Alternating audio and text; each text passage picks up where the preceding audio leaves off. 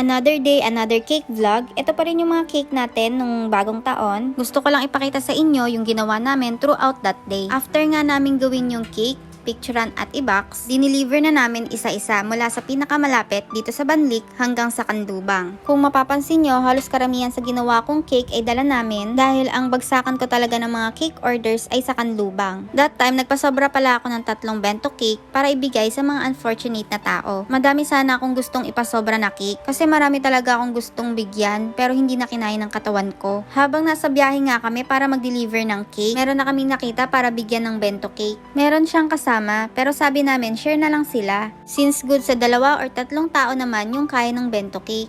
Ang saya lang sa feeling na makapagbigay ng kung anong meron tayo. Sa